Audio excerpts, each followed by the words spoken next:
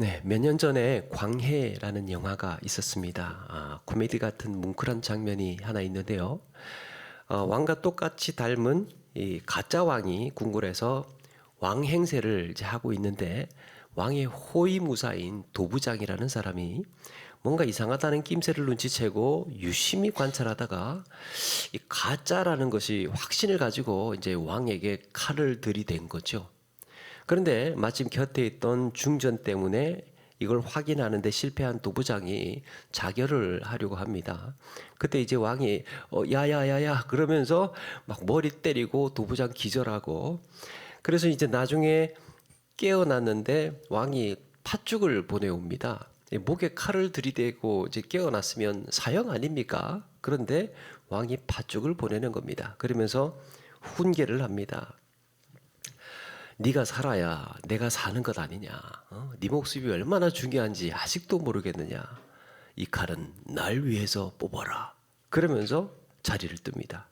이 사실 가짜 왕 맞습니다. 그런데 도부장이 이런 왕의 용서에 감동을 해서 더 충성을 하게 됩니다. 이 왕의 목에 칼을 댔으니까 어떻게 살겠습니까? 그런데 왕은 그에게 팥죽으로 대접하고 은혜를 베풀었습니다. 용서받을 자격 없는 자에게 베푼 은혜가 이렇게 강직하고 고집스러운 한 사람의 마음을 바꾸고 그의 인생을 바꾸어 놓았습니다. 오늘 말씀에 다윗은 평생 자기를 죽이려고 했던 사울, 그 사울의 가족을 식탁으로 초대하고 있습니다. 다윗은 왜 그를 불러서 은혜를 베풀고 있는 것일까? 이 상식적으로 생각해 볼 수 있는 것은 사울의 가족을 찾는다고? 그러면 이제 사울의 집 남은 사람들이 이제 숙청하려고 부르는 거구나. 그렇게 생각을 할 겁니다. 다윗은 한평생 사울에게 쫓기면서 고초를 겪고 여러 차례 죽을 고비를 넘겨야 했습니다. 다윗은 사울의 집에 남은 자를 찾기 위해서 그 집 종인 이 한 사람을 부르게 됩니다. 그 역시 다윗이 사울의 남은 가족들을 찾는다고 하니까 느낌이 좋지 않았던 모양입니다. 그래서 이렇게 말합니다. 3절에 요나단의 아들 하나가 있는데 다리 저는 자니이다. 이 왕이 묻는 말이어서 없다고는 할 수 없고 있기는 한데 다리를 접니다. 이게 무슨 말입니까? 왕이 견제하시지 않아도 됩니다. 사울의 가문의 영광은 다 지나갔습니다. 그 말을 합니다. 그럼에도 이 다윗은 요나단 동편 로드발이라는 곳에 사람을 보냅니다. 거기에 사울의 손자 요나단의 아들 무비보셋이 살고 있었습니다. 사울의 집이 몰락하고 정권이 다윗에게 넘어가고 이제 오갈 데 없는 무비보셋을 마길이라는 사람이 챙기고 있었던 모양입니다. 무비보셋은 다윗이 자신을 찾는다는 말에 앞이 캄캄했을 겁니다. 올 것이 왔구나. 내 인생 여기까지인가 보다. 다윗이 자신을 찾는 이유는 하나뿐이라고 생각했습니다. 뭐겠습니까? 자신의 조부인 사울이 끈질기게 다윗을 잡기 위해서 혈안이었던 것처럼 이제 그 죗값을 내가 치르는 거구나. 무비보셋은 벌벌벌벌 떨면서 다윗 왕에게 나갑니다. 그리고 다윗을 보고는 그 앞에 바짝 엎드립니다.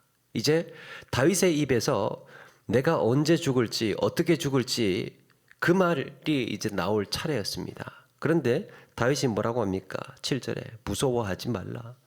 내가 반드시 네 아버지 요나단으로 말미암아 네게 은총을 베풀리라. 그러면서 하는 말이 할아버지 사울의 모든 밭을 다 네게 돌려주겠고 또 너는 항상 내 상에서 떡을 먹을지니라.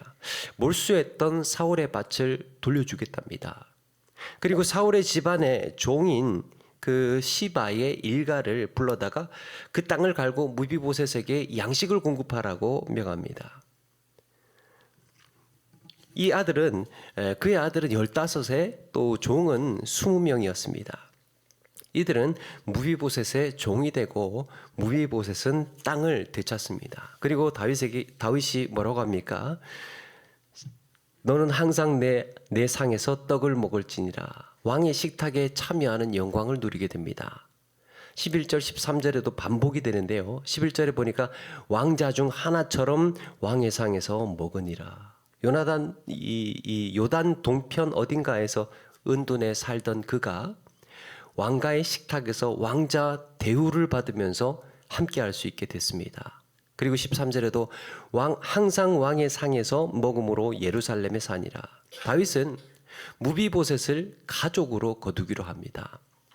그동안 다윗이 사람을 보내서 자신을 해치지는 않을까 조마조마하면서 살아야 했던 그 세월을 접고 이제는 예루살렘에 당당하게 터를 잡고 살게 됐습니다. 한 가지 흥미로운 거는 앞에 그 5장에요. 이런 내용이 있습니다. 다윗이 왕이 되자마자 예루살렘을 차지하기 위해서 여부수 사람들과 싸움을 벌인 적이 있습니다. 전쟁을 치릅니다. 그때 여부수 사람들이 다윗에게 뭐라고 하느냐? 왜 여기 빼앗겠다고? 야, 맹인이나 다리 저는 자가 지켜도 넌 여기 못 올라와. 그렇게 이야기를 합니다. 그러니까 다윗이 그래? 그럼 올라가서 저 맹인들이며 다리 저는 자들 다 치라. 그래서 속담이 한 가지 생겼습니다. 맹인과 다리 저는 사람은 집에 들어오지 못하리라. 예루살렘 성에 들어오지 못하리라 라는 속담이 생깁니다. 그런데 무비보셋은 다리 저는 자임에도 불구하고 예루살렘에 살게 됩니다.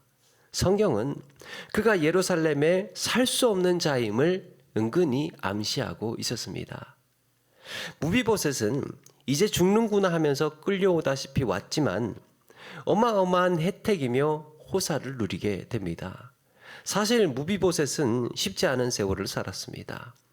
이 5살 때 사울과 요나단이 블레셋 사람들한테 전쟁에서 이제 죽게 되지요. 이 소식을 들은 유모가 이 무비보셋을 안고 급히 피하다가 아이가 그만 떨어지는 바람에 5살 때 이 무비보셋이 그날로 불구가 됐습니다.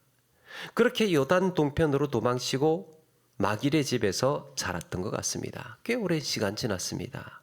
그런데 그렇게 세상과 담을 쌓고 사람들의 기억에서 잊은 채 살아오다가 이 놀라운 은혜를 받으니까 감당할 수가 없었던 겁니다.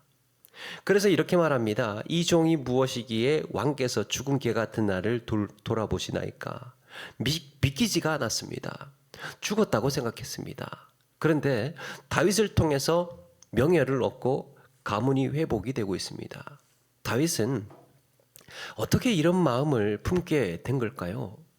평생을 자기를 괴롭혔던 사울인데 이제 와서 그 가족을 왜 찾는 것이며 왜 이렇게까지 하는 걸까? 오늘 말씀에 반복적으로 등장하는 또 하나의 구절이 있습니다. 그 1절인데요. 내가 요나단으로 말미암아 그 사람에게 은총을 베풀리라. 3절에 내가 그 사람에게 하나님의 은총을 베풀고자 하노라. 7절 내가 반드시 네 아버지 요나단으로 말미암아 네게 은총을 베풀리라. 여기에 은총을 베풀리라 라고 했는데 우리가 주목할 것은 이 은총이라는 단어입니다. 히브리어로 이 은총을 헤세드라고 합니다. 이 헤세드라는 단어가요, 성경 전체에 있어서 구약 역사에서 매우 특이하고 의미 있는 단어입니다. 이 은총, 은혜는 은혜인데 약속이 선행된 은혜입니다. 이미 했던 약속이 있습니다. 이미 했던 약속에 책임을 지고 베푸는 은혜를 헤세드라고 합니다. 다윗이 언제 누구와 무슨 약속을 했습니까? 요나단과 했지요. 이것은 다윗을 향한 여인의 노래로 거슬러 올라갑니다. 블레셋과의 전쟁에서 골리앗을 쓰러뜨린 후에 돌아오는 길에 온 백성들이 나와서 다윗을 환영합니다. 여인들이 펄펄 뛰면서 노래를 하죠. 그 유명한 노래 사울이 죽인 자는 천천히요 다윗은 만만히로다. 사울은 자기보다 다윗을 더 추앙하는 그 노래가 거슬렸습니다. 생각하면 할수록 분노가 치밉니다. 다윗이 골리앗을 죽여준 것은 고맙기는 했지만 자기보다 앞서는 것은 용납할 수가 없었습니다. 그래도 그의 공로를 인정해야 했기에 천부장이라는 직분을 맡겼더니 탁월한 리더십을 발휘합니다. 그래서 자기가 먼저 솔선수범해서 먼저 앞장서서 막 싸우고 이러니까 온 이스라엘과 이 백성들이 다윗을 너무너무 또 사랑하는 겁니다. 그것도 마음에 안 들었습니다. 천부장 맡겨놨으면 그냥 조용히 살지, 아니 왜 또 인기를 얻냐고. 또 사울이 다윗에게 내 맏딸을 줄 테니까 맏딸과 결혼해라. 그러니까 다윗이 사실 저 둘째 미가를 좋아하는데요. 그럽니다. 괘씸했습니다. 그래서 사울이 다윗에게 그러면 네가 내 원수를 좀 갚아라. 그러면서 블레셋 사람 100명을 죽이고 그 증표를 가져와라. 그럽니다. 성경은 이렇게 말합니다. 이는 사울의 생각에 다윗을 블레셋 사람들의 손에 죽게 하리라 함이라 그랬습니다. 이 싸움에 보내놓고 죽었으면 좋겠다 하는 마음으로 보냈다는 거예요. 그런데 어떻습니까? 200명 죽인 증거를 100명 죽여와라 그랬는데 200명 죽인 증거를 갖고 옵니다. 무슨 일을 시키든지 시키는 족족 다 해결해 오고 싸움에 보내놓으면 보내는 대로 나가서 이겨서 돌아옵니다. 트집 잡을 게 없는. 거기다가 사울이 여호와께서 다윗과 함께 계시다는 것을 깨달을 무렵에 이렇게 말씀합니다. 사울이 다윗을 더욱 두려워하여 평생에 다윗의 대적이 되니라. 안 되겠다. 이거는 그냥 무슨 상식적으로 해서는 안 되겠다. 그냥 없애야 되겠다. 그러니까 이런 스트레스가 누적이 되고 극도의 신경 과민과 함께 악령에 시달리면서 급기야는 그냥 무작정 다윗을 이 창을 집어던지는 다윗에게 창을 집어던지는 폭주를 하게 됩니다. 그때부터 한평생 묻지마 추격이 시작이 됩니다. 다윗은 당황스럽고 기가 막힐 뿐입니다. 왕에게 뭔가 죄를 지었으면 죄값이라도 받는다고 하지만 이 왕에게 하는 것이라고는 충성뿐이고 이스라엘을 위해서 헌신한 것뿐인데 왜 나를 죽이려고 하는 거냐. 하도 답답해서 비밀리에 요나단을 찾아갑니다. 사울의 아들 요나단. 아니 당신의 아버지는 왜 그런 거냐고. 왜 나를 못 죽여서 이렇게 안달이냐고. 듣던 요나단이 도와주겠다 그럽니다. 대신에 나랑 약속 하나 하자. 여호와의 인자하심을 내게 베풀어서 나를 죽이지 않게 할 뿐 아니라 대신에 나 죽이지 마. 내가 너 도와줄 테니까. 그리고 내 가족, 내 집도 지켜줘. 내가 너를 지킬 테니 너는 나를 지켜줘. 그렇게 그들 사이에 서로 지켜주기로 약속을 합니다. 이때 여호와의 인자하심도 바로 헤세드입니다. 그래서인지 사울의 그 마지막 순간에 죽어가는 사람을, 그 사울을 내가 죽였다 그러면서 한 사람 찾아왔지 않습니까? 그 사람도 사울의 아들 이스보셋을 죽이고 다윗을 찾아왔던 그 부하도 엄중하게 쳐버려 버립니다. 다윗은 요나단과 했던 그날의 약속을 수십 년이 지난 지금에도 그 약속을 지키고 있습니다. 빛바랜 약속, 잊혀진 약속. 시간이 너무 많이 흘러서 이제 소멸이 되었나 싶은 그런 약속. 그런데 누군가는 그 약속을 기억하고 붙들고 있다면 은혜가 됩니다. 이제는 안 해도 되는데, 이제는 그렇게 지키지 않아도 되는 건데, 그걸 기억하고 베풀고 있다면 그것이 은혜가 됩니다. 그런데 이것은 요나단과의 약속 때문만은 아닙니다. 하나님께서 다윗을 택하신 후에 수많은 위기에 노출이 됐죠. 특별히 사울의 집요한 추격을 피해야 했습니다. 그런데 성경은 이렇게 말씀합니다. 사울이 날마다 다윗을 찾되 하나님이 그를 그의 손에 넘기지 아니하시니라. 하나님이 그의 손에 넘기지 아니하시니라. 다윗이 능력이 뛰어나서 살았고 인품이 좋아서 왕이 된 것이 아닙니다. 목동이었던 다윗에게 약속하시고 그 약속을 친히 지키신 하나님의 은혜였던 겁니다. 그래서 다윗은 이렇게 고백합니다. 주 여호와여, 나는 누구이오며 내 집은 무엇이기에 나를 여기까지 이르게 하셨나이까.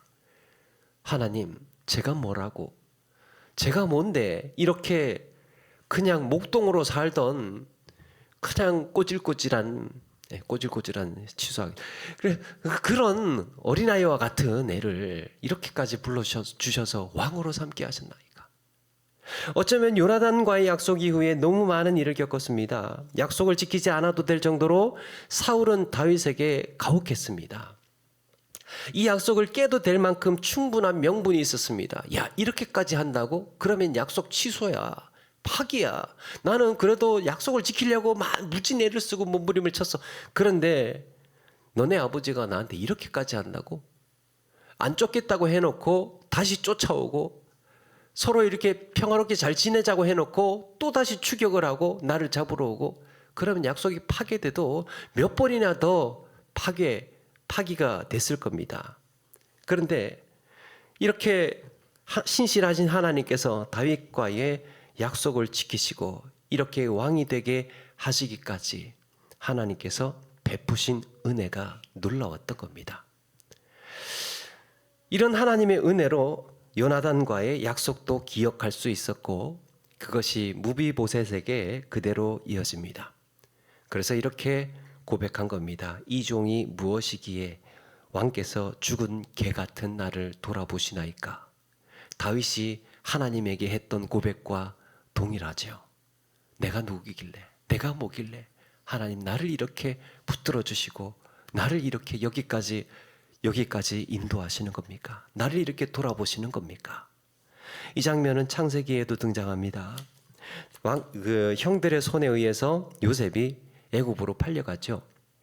하루아침에 노예가 된 요셉은 노예가 되고 누명을 쓰고 감옥에 가게 됩니다. 그런데 하나님께서 요셉을 들어서 애굽의 총리가 되게 하시죠.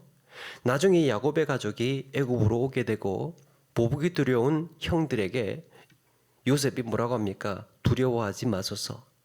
당신들은 나를 해하려 했으나 하나님은 그것을 선으로 바꾸사 오늘과 같이 많은 백성의 생명을 구원하게 하시려 하셨나니 나는 당신들과 당신들의 자녀를 기르리이다. 형님들 걱정하지 마십시오. 하나님께서 나를 여기까지 이렇게 인도해 오셨습니다. 그래서 이제부터 제가 형님들과 그 자식들 제가 다 건사하고 돌보겠습니다. 걱정하지 마십시오. 형님들은 나를 죽이려고 했고 나를 노예로 팔았지만 세월이 지나고 보니까 여기까지 온 것은 하나님의 은혜라는 것을 내가 깨닫고 하나님의 계획과 섭리 속에 있었다는 것을 내가 느꼈고 이제 내가 뭐를 어떻게 해야 하는지를 알겠습니다. 형님들의 자식들 제가 다 돌보겠습니다. 그러면서 오히려 형들을 위로합니다. 하나님께서 행하신 선하신 손길로 여기까지 올 수 있었음을 알고 요셉이 그 형들에게 놀라운 은혜 여호와의 헤세드를 베풀고 있습니다. 룻기에도 등장합니다. 모세가 모함 여인 룻에게 다른 밭으로 가지 말고 내 밭에서 이삭 주우라고 그러죠. 그러니까 룻이 이렇게 말합니다. 룻이 엎드려 얼굴을 땅에 대고 절하며 그에게 이르되 나는 이방 여인이거늘 당신이 어찌하여 내게 은혜를 베푸시며 나를 돌보시나이까. 같은 말입니다. 룻은 자신을 이방 여인이라고 말합니다. 특별히 모압 사람은요 여호와의 총회에 들어오지 못하는 사람입니다. 그런데 당신이 어찌하여 내게 은혜를 베푸시고 나를 돌보시나이까. 이런 대우를 받을 자격이 없는데 어떻게 이런 은혜를 나한테 베푸시는 겁니까? 여러분, 은혜는 자격 있는 자에게 주어지는 것이 아니고 자격 없음이 확인된 자에게 주어지는 겁니다. 자격이 없는 것이 확인이 되면 그 다음에 이제 베풀어지는 거죠. 그렇게 보아스는 룻을 통해서 기업 물을 자가 되고 다윗의 조상이 됩니다. 보아스가 룻에게 보인 은혜는 하나님께서 끝까지 책임지시는 사랑과 닮아 있습니다. 내가 너를 돌보아 줄게. 내가 너를 지켜줄게. 내가 너와 함께 할게. 그 약속을 양쪽 중에 한 사람이 자격이 없어지고 파기가 되어도 한쪽에서 끝까지 지켜주는 것, 그게 은혜예요. 우리는 하나님 앞에 설 수 없는 존재이죠. 그럼에도 하나님께서 우리를 부르시는, 살리시는 이유가 무엇이겠습니까?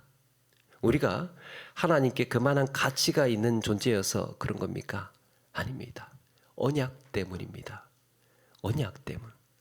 나를 부르시기로, 나를 구원하시기로, 나를 끝까지 인도하시기로 약속하셨기 때문에 중간에 살다가 우리가 때로는 자격 없는 자가 되고 때로는 넘어지는 자가 되고 때로는 실패하고 때로는 실수해도 하나님께서는 약속을 하셨기 때문에 끝까지 붙들어 주시는 겁니다. 구약에서 헤세드, 즉 은혜가 언약에 대한 하나님의 신실한 사랑이라고 한다면, 약속에 대한 하나님의 사랑이라고 한다면, 이걸 신약에서는 헤세드는 십자가입니다.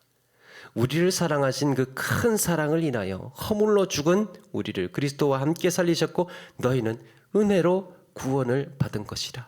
너희는 은혜로 구원을 받은 것이라. 여러분, 우리는 살면서 참 많이 흔들립니다. 또 내 의지가 약해서 넘어질 때도 많고요. 내 연약함으로 인해서 시험에 들 때도 있습니다. 이런 믿음의 여정에서 매번 넘어지고 육신의 정욕으로 인해서 또 무너지는데 그때마다 나의 자격 없음이 확인이 되고 증명되는 거지만 그때마다 우리는 나를 포기하지 않으시고 붙들어 주시는 하나님의 은혜를 만납니다. 부활하신 주님이 자기를 배반하고 떠나버린 제자들을 다시 찾아가셔서 그들과의 사랑을 다시 확인하고 끝내는 주와 복음을 위해 살게 하셨습니다. 다윗이 무비보셋을 찾은 것처럼 주님께서는 오늘도 자격 없는 우리에게 찾아오십니다. 하나님 나라의 상속자가 되게 하시기 위해서, 어린 양의 혼인잔치에 같이 같은 상에서 먹게 하시기 위해서 우리를 포기하지 않으시고 끝까지 붙들어 주시는 줄로 믿습니다. 약속하셨기 때문에. 때로는 우리가 같이 하나님과 나와의 언약, 하나님과 나와의 약속의 삶을 살지만 우리는 넘어지고 우리는 때로는 잊어버리고 우리는 실패하고 우리는 넘어져도 우리는 실수해도 하나님께서 그 약속을 끝까지 지키시면서 은혜를 베푸신다는 것. 그리고 이것은 우리의 삶에도 그대로 이어집니다. 자격이 없음에도 은혜를 베푸신 하나님의 사랑이 나의 말과 행실을 통해서 또 누군가에게 흘러가는 겁니다. 자격이 안 되고 실력이 모자라고 용납할 수 없는 자들에게 과연 우리는 어떻게 대해야 할까 돌아보게 됩니다. 자격이 되고 실력되고 용납할 만하고 그래서 뭔가를 베푼다면 그거는 보상이죠. 거래죠. 거래거나 보상입니다. 여기에는 감격이 없어요. 자격이 되는데요. 실력 되는데 용납할 만한데 그만한 이유가 있고 그만한 명분이 있는데 주는 자나 받는 자나 감동이 없어요. 은혜가 없습니다. 그래서 변화도 없습니다.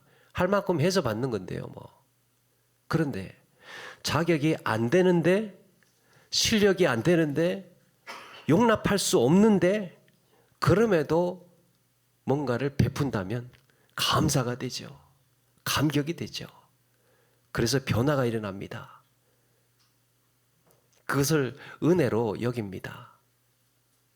그런데 믿는 자의 삶에는 이런 자격이 없음에도 기준에 미치지 못해도 내가 뭔가 해줄 이유가 없음에도 불구하고 베풀고 용납하고 품어주고 덮어주는 마음이 필요합니다. 그것이 은혜 받은 자의 삶인 줄로 믿습니다. 안 믿는 사람들은요, 비난한 것은 아니지만 좀 비교적으로 이야기를 하자면 합당해야 뭔가가 되고 이야기가 되고 합리적이어야 돼, 상식적이어야 되고 용납할 만해야 하고 자격이 되어야 되고. 그런데 믿는 사람의 삶에는 뭐가 배어 있어야 한다고요? 은혜 받은 자의 삶이 배어 있어야 한다는 거죠. 좀 기준에 미치지 못해도 내가 뭔가 해줄 이유가 없음에도 불구하고 내가 왜 해줄 이유가 없음에도 불구하고 마음을 써줄 수 있는 것. 내게 돌아올 것이 없음에도 불구하고 마음을 써줄 수 있는 것. 용납할 수 없음에도 불구하고 큰 마음 먹고 한번 용납해 주는 것. 품어줄 이유가 없음에도 불구하고 내가 품어줄 수 있는 것. 그리스도인들에게, 믿는 자에게 필요한 마음입니다. 왜 그렇습니까? 우리가 은혜를 받았기 때문에, 은혜 받은 자이기 때문에. 사랑하는 여러분, 1만 달란트의 빚진 자가 그 얘기입니다. 1만 달란트 빚진 자가 갚을 능력이 없을 때, 하나님 앞에 갚을 능력이 없을 때, 그때 주인이 그 빚을 화끈하게 탕감해 주었다면 그 주인은 탕감받은 자에게 그와 같은 은혜를 베풀며 살 것을 기대합니다. 내가 너에게 1만 달란트를 탕감해 줬으니까 너도 똑같은 1만 달란트는 아닐지라도 그런 마음으로 살아라. 그런 마음으로. 그러므로 우리 또한 자격 없는 자에게 베푸시는 은혜를 기억하며 그런 은혜를 흘려보내는 삶이어야 할 줄로 믿습니다. 이 땅을 사는 동안에 이런 은혜가 나를 통해 흘러서 많은 이들에게 위로가 되고 소망을 품게 하는 저와 여러분의 삶이 되기를 주의 이름으로 축원합니다.